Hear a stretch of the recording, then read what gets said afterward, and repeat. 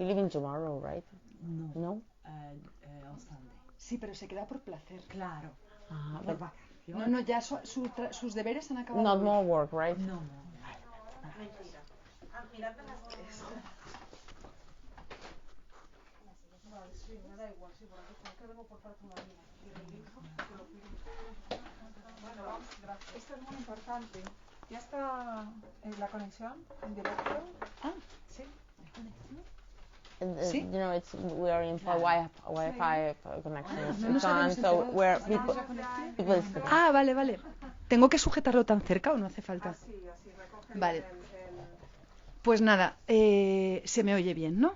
Sí, ahora... Pues yo soy Elena Martínez, soy editora de Taurus y Debate y quería, antes de nada, agradecer a la librería Alberti, a Lola, como siempre, por acogernos en el mejor sitio del mundo.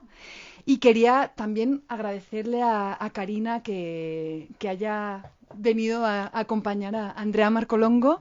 De Karina quiero decir, bueno, muchos de los que estéis viendo esta charla la conoceréis porque ella es una autora muy consagrada, también es periodista. En los últimos tiempos ha estado sobre todo vinculada al diario Vox Populi, pero también entiendo que sigues colaborando con Zenda, ¿no? Sí, por supuesto. Y con Carlos Alsina en Onda Cero. Y bueno, yo quiero sobre todo mencionar sus dos últimos libros, que son dos novelas, La hija de la española y El tercer país. No sé si, aunque muchos la conoceréis como lectores, estoy segura de que muchos no sabrán la trayectoria internacional que tiene Karina, porque es brutal, es una autora realmente muy internacional. Su libro, La hija de la española, se tradujo a 26 lenguas, si no me equivoco. Sí, bueno, un poquito más, pero sí. Bueno, pero sí, es la cifra correcta. Y bueno, y el nuevo libro que salió hace solo un par de meses también se ha vendido a las principales lenguas. Y bueno, me hace especial ilusión este tándem, ¿no? Este dúo de autoras hablando, porque creo que hay una especial conexión entre ellas. Yo creo que a lo largo de la conversación veremos esa conexión, y lo que me consta a mí es que hay un interés muy genuino de cada una por la obra de la otra, y bueno, creo que por eso también va a funcionar. Yo creo que hay muchos puntos en común, pero bueno.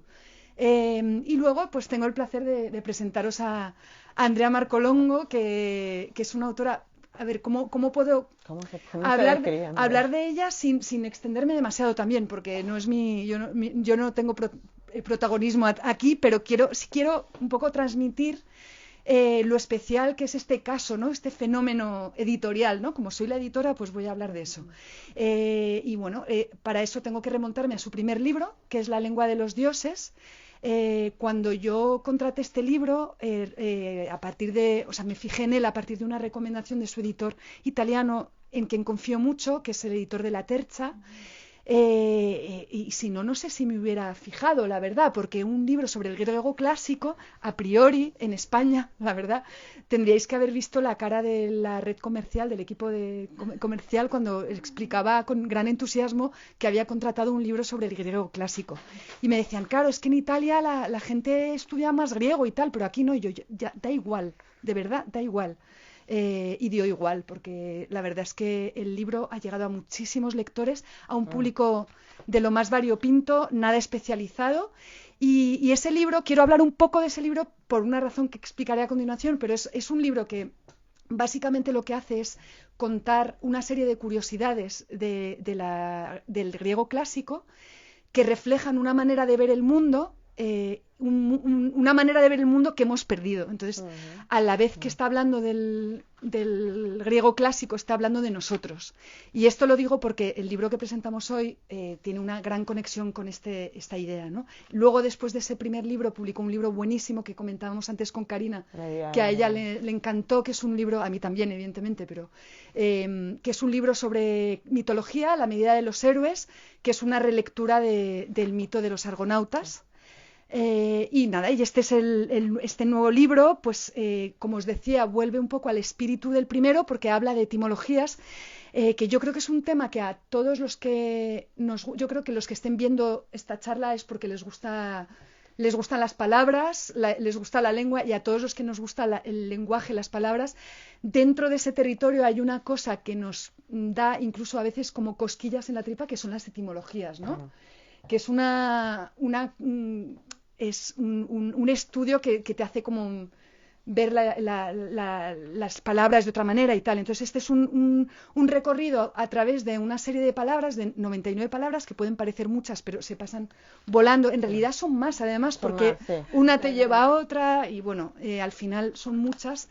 Y entonces lo que haces es este recorrido que obviamente nos lleva muy lejos de los significados actuales de esas palabras, que nos lleva por todas las contradicciones, las trampas, las sorpresas, las conexiones insospechadas que ofrece el estudio de las etimologías, también los recorridos alternativos que han hecho esos términos en otras lenguas, y todo esto siempre es como muy, a mí por lo menos me parece, y creo que no soy la única, me parece muy emocionante y muy revelador. También creo que revela muchas cosas de nosotros mismos, como le pasaba al primer libro, al que hablaba sobre el griego clásico.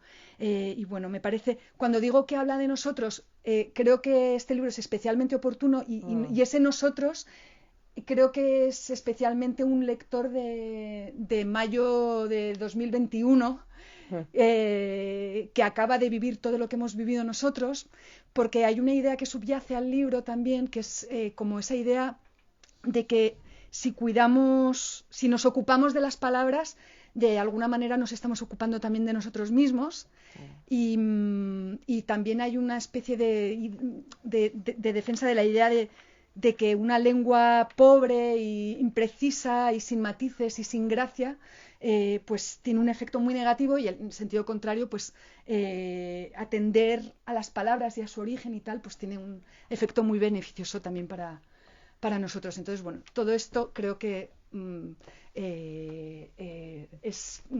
no sé, espero haber contagiado un poco de mi entusiasmo, pero sobre todo lo que quiero es que hablen ellas, así que, bueno, le voy a pasar a... Pues yo voy a comenzar. Andrea, bienvenida. Gracias. Muchas gracias de verdad por estar aquí. Yo voy a intentar abocetar a Andrea, que no es un personaje fácil de describir.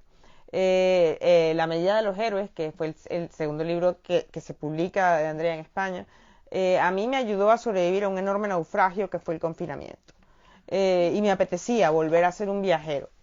En este libro, que es Etimologías para sobrevivir al caos, puede que os ocurra algo parecido. Cuando Andrea Marcolongo escribió La lengua de los dioses, tenía 29 años. Era su primer libro. Estaba dedicado al griego. Metía las manos en el mundo clásico y en el mundo antiguo. Y de alguna manera, la realidad es que había sido escrito por una mujer muy joven, por una mujer de 29 años. El libro alcanzó, si no me equivoco, 32 ediciones. Si no me equivoco. Y fue traducido en más de 28 lenguas. A partir de ese momento, Andrea Marcolongo dejó de ser una mujer de 29 años y se convirtió en un personaje. Pero es que Andrea ya era un personaje. Nació en Milán en 1987, pero nació viajando. El viaje lo llevaba en el torrente sanguíneo. Ha vivido en París, Dakar, en Bosnia, si no me equivoco.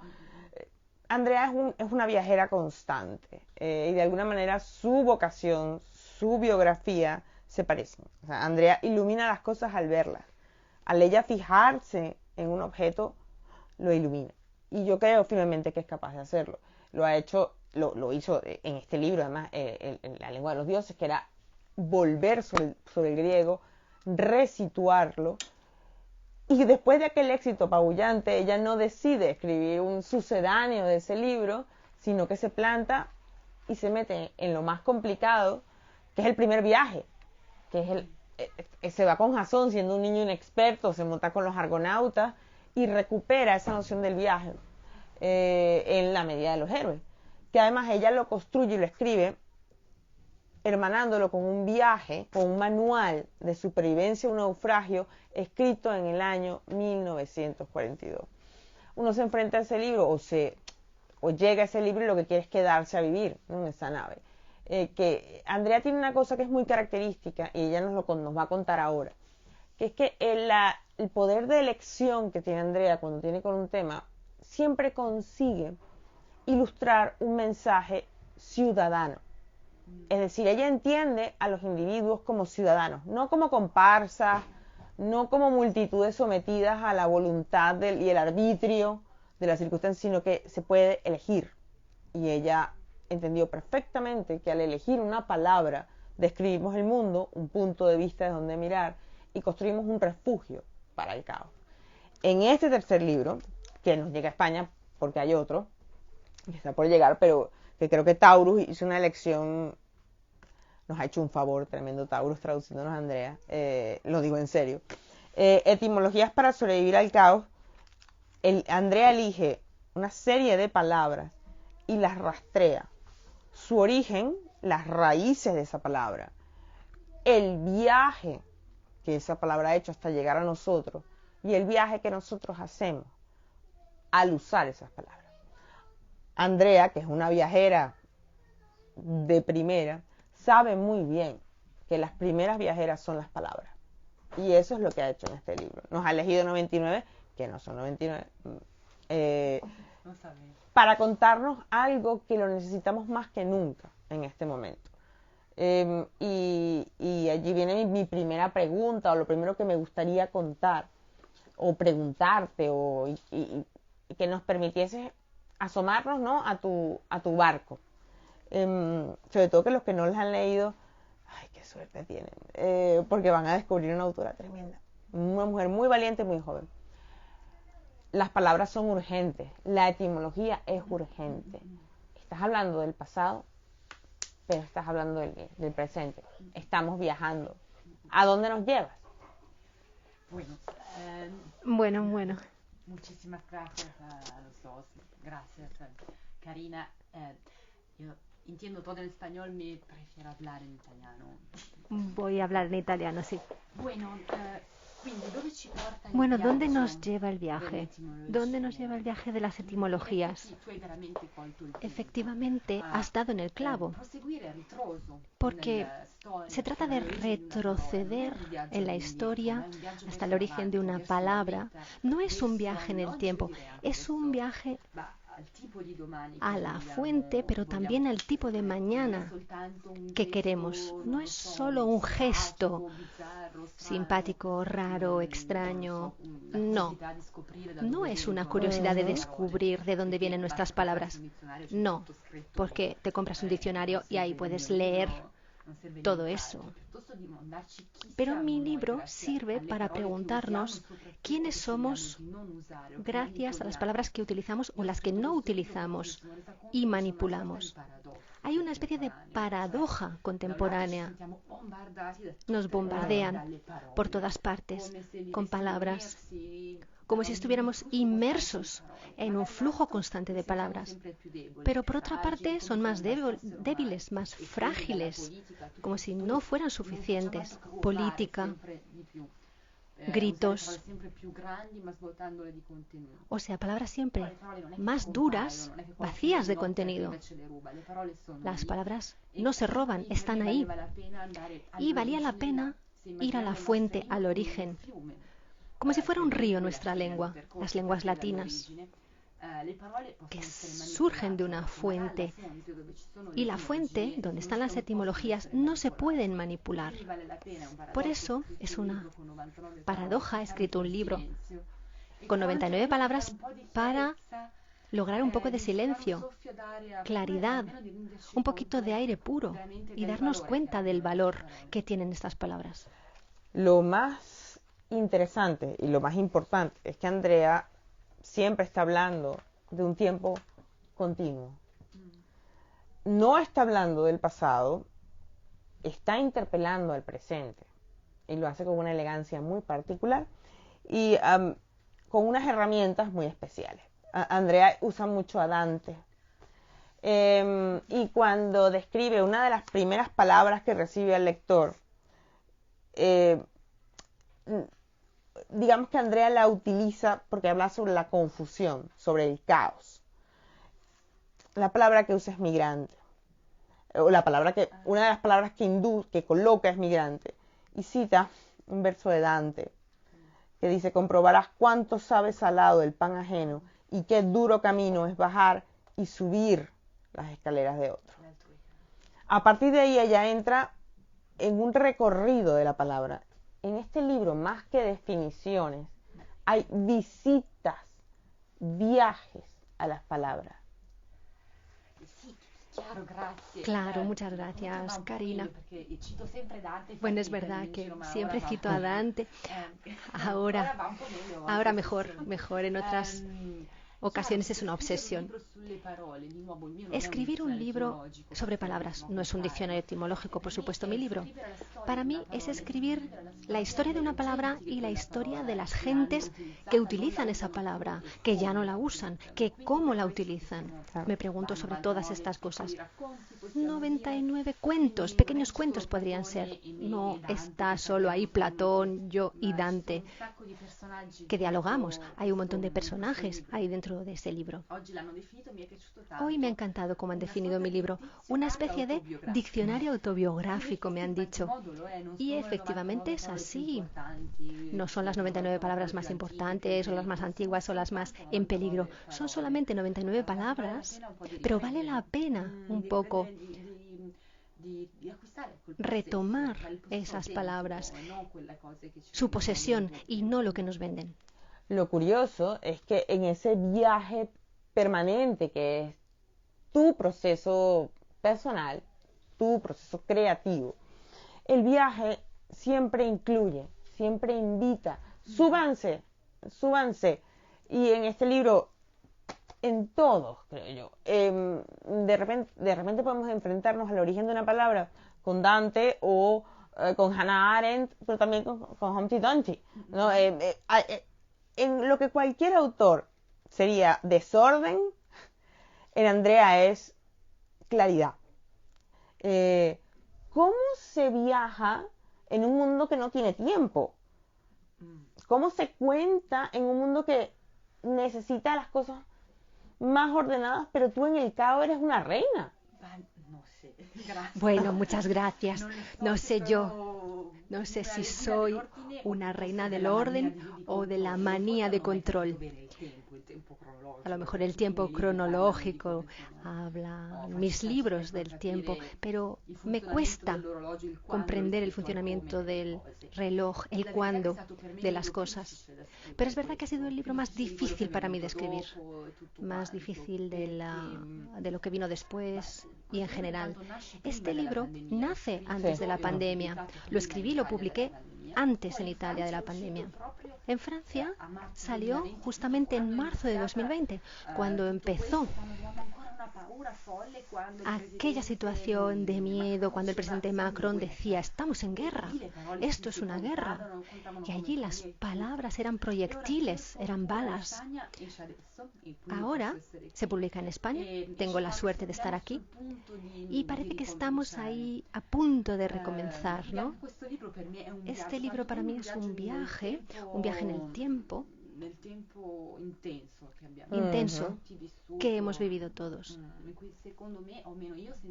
O por lo menos yo he sentido mucho la falta de palabras, de las palabras de alguien que pudiera usarlas. ¿Cómo mantengo el orden? Pues no lo sé, Karina, la verdad. Ha sido difícil. Una de las palabras que más me gustan de este libro es la palabra libertad, que no es hacer lo que uno quiere cuando uno quiere, de una manera populista o primitiva, sino tener el derecho y el deber de elegir. Los esclavos no pueden elegir a quién pertenecer, dónde posicionarse. Los libres sí, el deber de elegir. Bueno, ¿qué palabras elegir para empezar en este libro? Las habría puesto todas. Pero, y es verdad, y ahí va, porque la definición de libertad que hace Andrea es la definición, no, el raconto que nos hace Andrea, el abocetamiento de una palabra libertad es una de las más hermosas, porque realmente el hombre nace libre, es decir, nace en principio con una capacidad o puede tomar una decisión de pertenecer a un determinado lugar, que es realmente el punto de partida de la libertad. Y en un momento de pandemia, la libertad es lo que sentimos cercenado y amenazado. Y en el fondo la palabra es el primer gran viaje, es la primera gran libertad de elegir. La pregunta es, ¿qué manía de convertir la palabra en una aerolínea low cost? Cuando cabe tanto, ¿por qué tenemos que compartimentarla, no? Y ahí va mi pregunta, digamos, como tal, no enunciado, que hay muchos autores que han trabajado el tema del asedio a la palabra. Primo Levi, uno de ellos, de que la primera muerte ocurre en el lenguaje. ¿Por qué estamos tan empeñados en el siglo XXI en achicar la palabra, en forzarla, partirle un brazo? ¿Por qué? Bueno, pues yo diría, muy sencillamente, y esto es Platón, el que controla la palabra controla el poder. Y lo primero que alguien hace cuando quiere dominar a otro es dominar su lenguaje.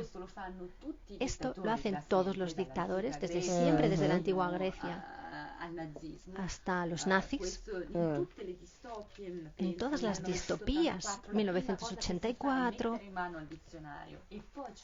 se manipula el diccionario, luego se censura todo lo demás. Y me encanta lo de las palabras vuelo low cost. Y efectivamente se puede viajar a bordo de las palabras, pero las palabras son un perímetro para nuestro pensamiento. Palabras en el diccionario, sí, pero el lenguaje es el espejo de cómo pensamos.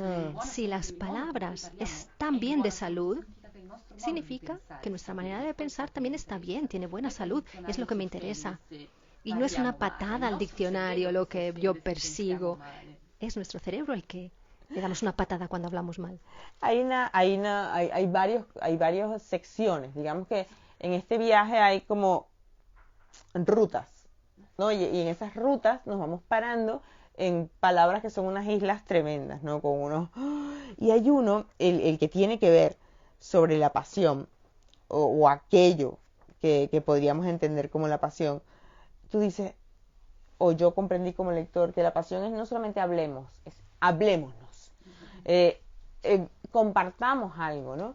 Y me gusta la noción, y me gustaría escucharte tu percepción de la palabra como encuentro, porque yo creo que tú dominas muchos idiomas, empezando, quien habla griego y latín, creo que puede viajar en el tiempo, pero también habla francés, italiano, inglés. Esa idea de pasión, de compartir cosas, hablemos, ¿no? Quiero hablar de ella esta tarde, sobre todo porque hoy más que nunca la necesitamos.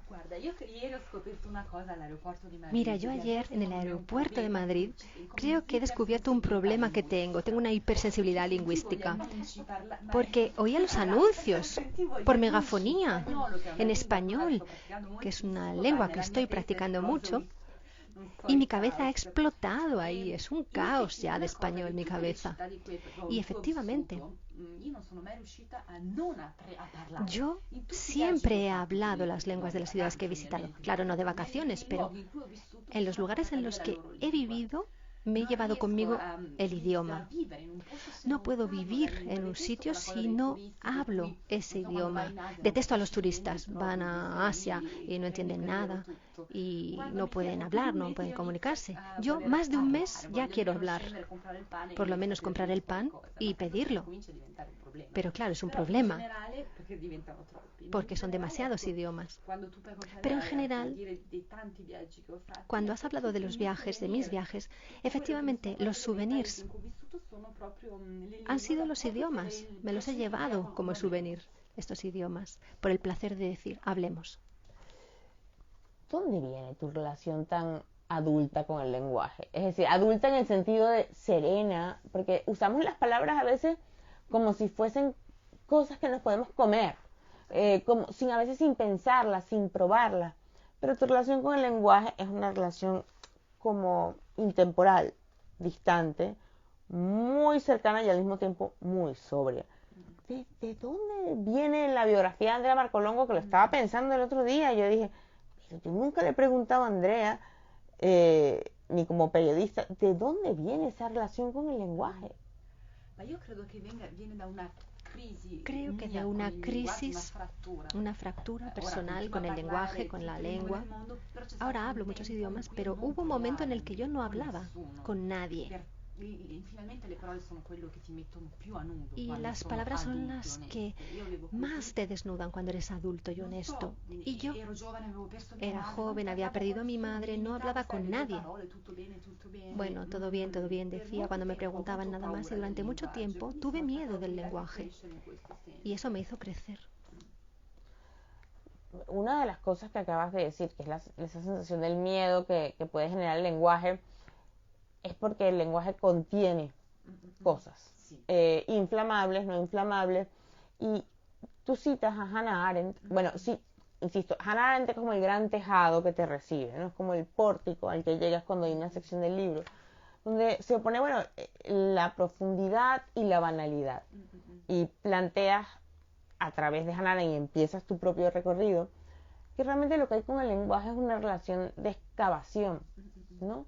Porque hay palabras que, de alguna manera, por el uso o la costumbre, tenemos pensado que significan una cosa, pero es otra. Usar el lenguaje, de alguna manera, te hace más valiente. Usarlo el lenguaje con el correcto sentido, ¿no? Con el sentido de síntesis que tiene. Nos hemos hecho cobardes. Le tenemos miedo nosotros todos al lenguaje en general, que usamos emoticonos, en Little Flowers y GIFs, y esa es una buena pregunta que me gustaría que me ayudaras a contestarla. No creo que tengamos miedo del lenguaje de las palabras, porque las palabras...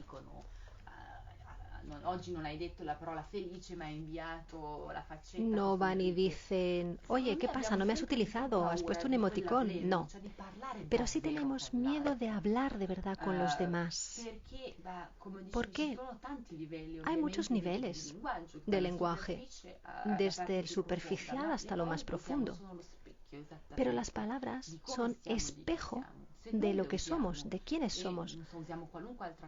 Si utilizamos cualquier palabra o hablamos de forma superficial, cada vez mostramos menos de nosotros, hasta que al final no sé qué queda de nosotros al otro si ya no compartimos nada. En mi cabeza, la etimología y las palabras son una terapia para ordenar cómo pensamos. Y como yo me cuesta comprender cómo pienso y cómo siento, las palabras son una etiqueta que pongo en mis pensamientos para ordenar. ¿Cómo pensamos? En muchas ocasiones, y para muchos, una manera de comprender lo que nos está ocurriendo es colocarlo por escrito. Comprendes el pensamiento en tanto lo enuncias, en cuanto lo nombras. El punto es que no necesariamente puede ser comprendido de la misma manera. ¿Cambia con el tiempo la capacidad de que un lenguaje mantenga la sintonía entre quien se entiende enunciándose y espera ser entendido por el que oye? Bueno, esta es una pregunta delicadísima. No lo sé. Ahora me acuerdo de Elena Ferrante, que ha escrito un ensayo que dice que la diferencia entre un escritor que tiene talento y otro que no lo tiene es el ritmo. Poner por escrito lo que piensa a la misma velocidad que sus pensamientos. Si hay un retraso de algún segundo, esto el lector lo siente. Y es como tener palabras en diferido, ¿no? Como cuando oyes la radio lejana, no lo sé. Yo creo que lo que sentimos tenemos que ponerlo en palabras, por escrito o de forma oral. Bueno, no sé, lo de la cobardía. Si ya no decimos nada ni a nosotros mismos ni a los demás, pero lo que sentimos se queda ahí y luego explota, rabia, caos, que nos hace primitivos cuando no había palabras. para indicar la realidad. Y por eso decía, ¿no? 100 años de soledad, decía, el mundo era tan nuevo que teníamos que señalar las cosas para nombrarlas. O a lo mejor se reaccionaba así, digamos, por instinto. Justamente hablando del tema de la conexión que genera la palabra, hace unas preguntas. Estabas hablando con un momento en que tú no podías enunciar las palabras. Perdón. ¿Por qué? Lo siento, no quiero. Un escritor ya escribe, ya se explica cuando escribe, pero me da mucha curiosidad saber qué dique puede permitir no querer enunciar las palabras. ¿O no poder? En mi caso, no quería encontrar las palabras porque tenía mucho miedo de lo que yo sentía. Cuando ponemos palabras, ponemos etiquetas. Hacemos las cosas reales. Si yo pronuncio tu nombre, lo primero que te estoy diciendo es, oye, que estoy aquí. Y yo, el sentimiento con las palabras lo hacía real a mí misma y a los demás. Y eso es lo que no quería. Una cosa que no se nombra no es que desaparezca, pero no existe en tu mente, en tus sentimientos. Estos son los tabúes o cosas que ni siquiera nos decimos a nosotros mismos. Y por eso hay escritores que escriben sobre esto también. Yo no te voy a negar que hoy da más miedo hablar que antes. Es complejo. Creo que el libro lo explica sin enunciar. Tenemos una serie de circunstancias con el lenguaje, pero ahora, si yo digo hola a todos y no digo hola a todas y a todos, yo siempre he sido muy precavida con esto, pero ahora me he dado cuenta que para escribir me pienso un par de veces antes de decir una palabra o de no utilizarla. Y no sé cómo lidiar con ese miedo. Wow, questa è una questione delicatissima. Cuestión muy delicada. Parlavo una volta, in effetti, Efectivamente. Io ho una posizione mia. Yo tengo una posición propia, personal, por supuesto, en relación con el riesgo de diferenciar cada vez que se diferencia la realidad. Si se diferencian las palabras, se diferencia la realidad. Y por tanto, cuanto más se diferencia, más diferentes maneras de pensar existen. Y la diversidad lingüística no corresponde a una igualdad de pensamiento. Lo ideal sería una sociedad que no diferencie palabras. Pero nosotros, intelectuales, estamos cada vez más expuestos en este sentido. Hablaba con Sylvain Tesson, un gran escritor, amigo, que yo recomiendo leer, El leopardo de las nieves.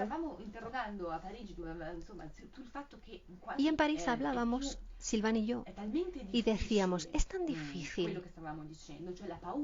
Eso, justamente, el miedo de ofender es tan grande que a veces decimos, pues no vamos a decir nada, nos vamos a callar, porque cualquier palabra molesta a alguien siempre.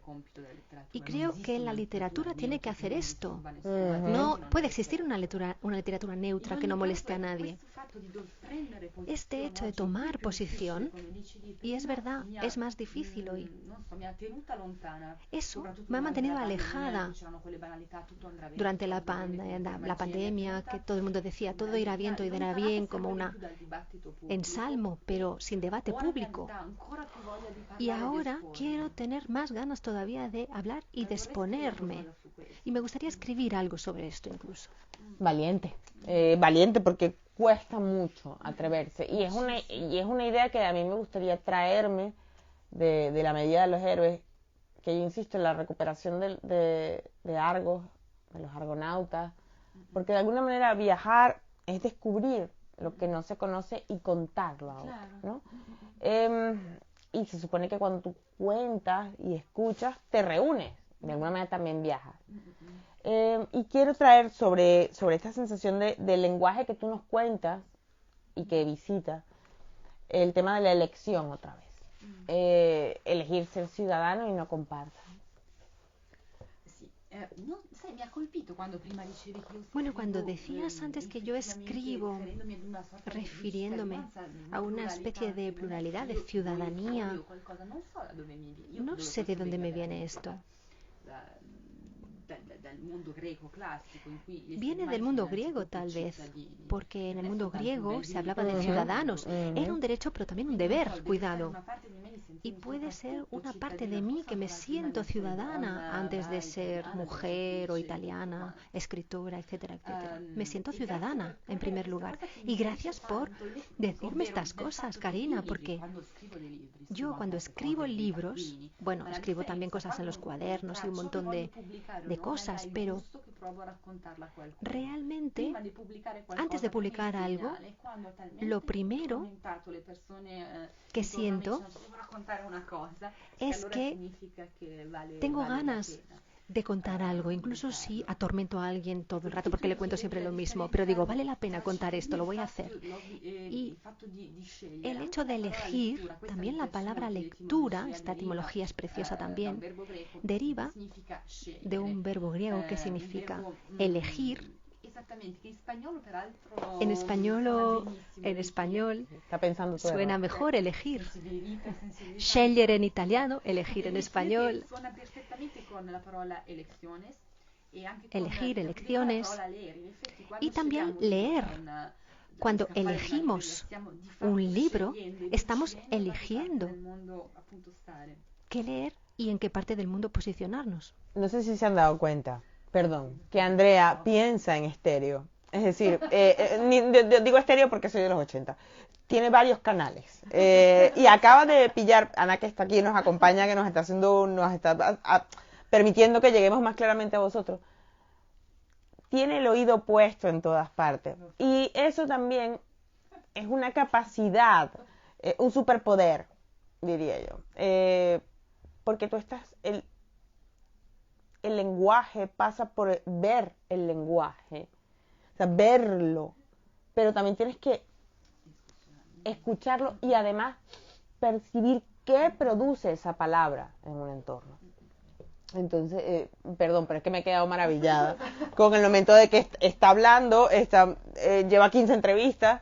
Hay una sensación de awareness, de estar consciente de lo que te rodea. Me quedan 2 preguntas porque yo creo que tiene que haber preguntas en redes y probablemente hay gente que quiera saberlas. Es una pregunta, bueno, de estas, bueno, que conviene, hay que hacer, no puedo evitar hacerla. De las 99 en Beyond y más allá de palabras escritas en este libro, ¿cuáles son las más importantes para ti? ¿O cuáles han sido? Sé que todas lo son, pero... Sí, justamente hablaba de libertad, es una de las más importantes. Desde que pasé de la queja a pensar que cada elección del ser humano libre, las elecciones también conllevan una renuncia, esto me ha hecho hacer las paces, tal vez, por así decirlo, con el caos. Y también la palabra viaje,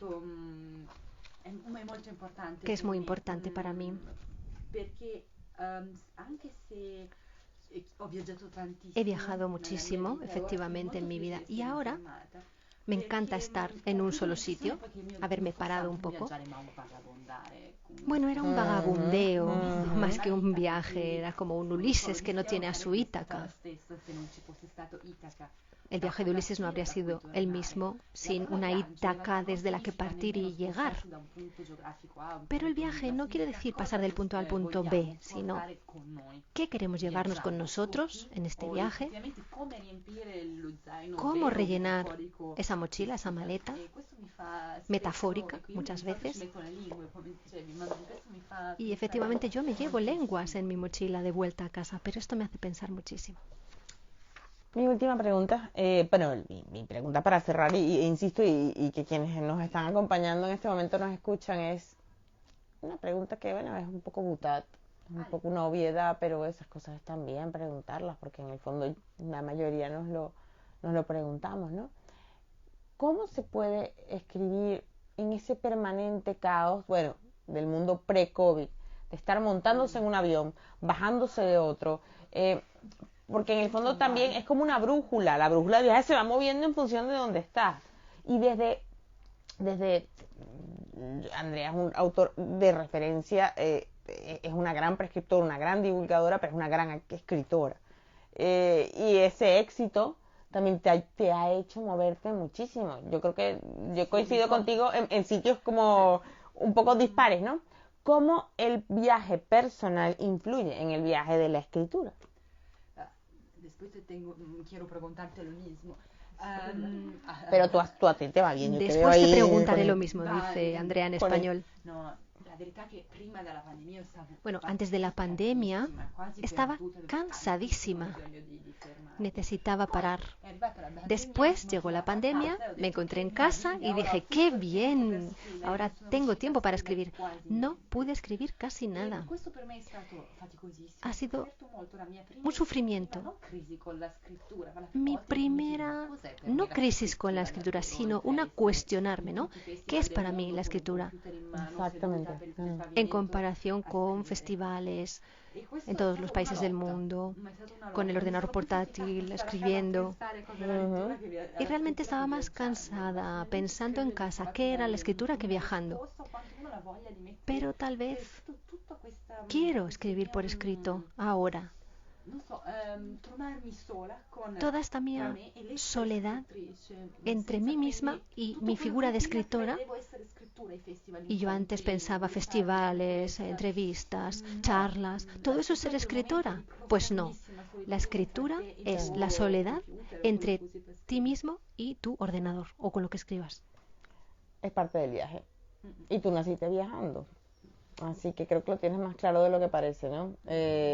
Sobre todo porque has elegido no hacer lo que se espera, no hacer una serie didáctica o divulgativa, aunque si yo te veo en Netflix en algún momento diciendo aquí en esta calzada, yo encantada, la verdad, yo encantada, pero sí creo, ¿no?, que leer es un viaje y no puedo más que agradecerte que en tiempos pandémicos hayas venido a Madrid, que es una ciudad que no tiene mar, pero navega muy bien.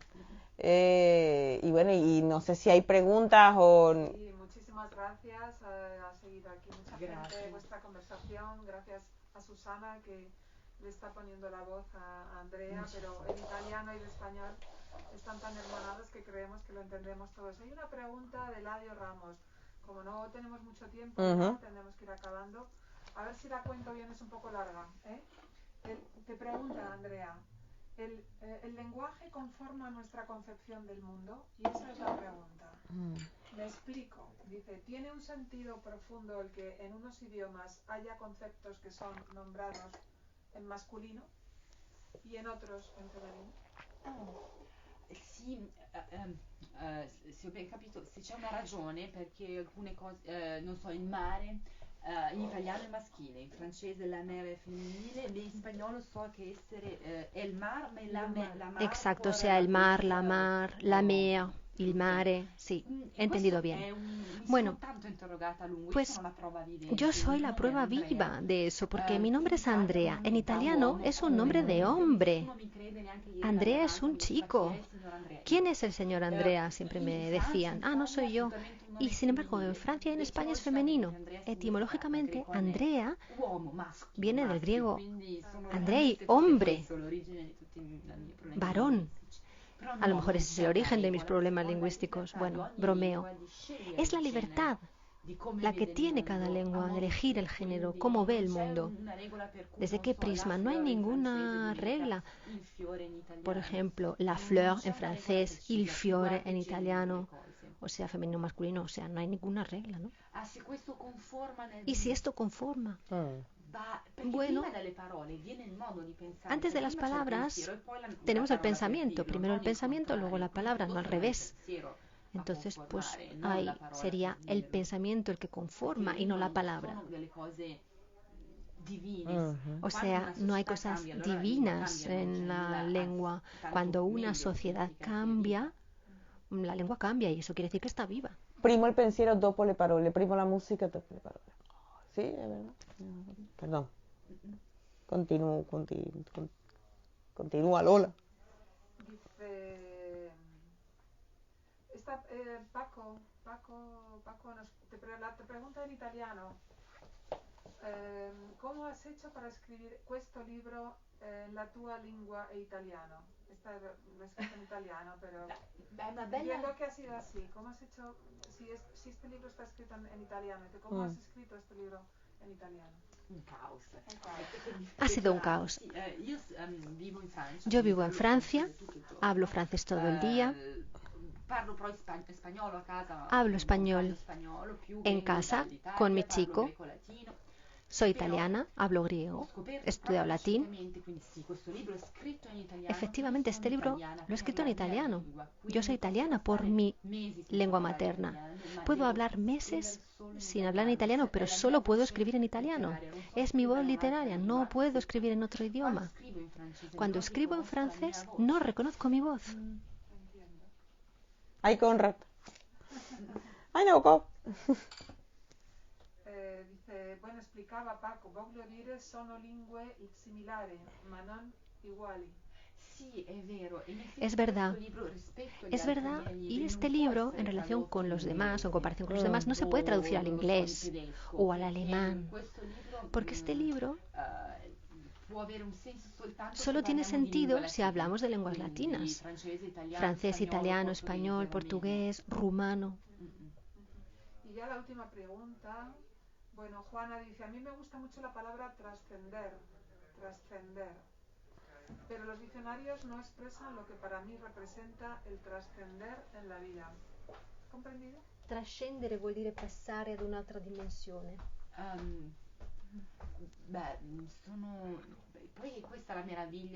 Esta es la maravilla de las palabras es esta. Cada uno las siente. Hablábamos de soledad, ¿verdad? Con definiciones en el diccionario y todo lo que quieras. Pero nosotros sentimos las palabras de forma diferente, la soledad y todas las demás. No, gracias a ti, gracias a todos los que se han conectado. Yo no puedo más que darle las gracias a Andrea, despedirlo. Etimología del lenguaje es un libro espectacular, pero tenéis que leer los dos anteriores, porque si los unen, empiezan a pensar en estéreo. Di los nombres de los dos. Es verdad, La lengua de los dioses y La medida de los héroes. Que si una vez que haces un tríptico con esto, creo que empiezas a tener la capacidad de pensar en estéreo, en varios canales, ¿no? Muchísimas gracias, Andrea, de verdad. No, gracias a ti y a todos, por supuesto a Lola, Taurus, Sana, muchísimas gracias. Y por supuesto que a ti. Y a viajar, a seguir viajando. Gracias.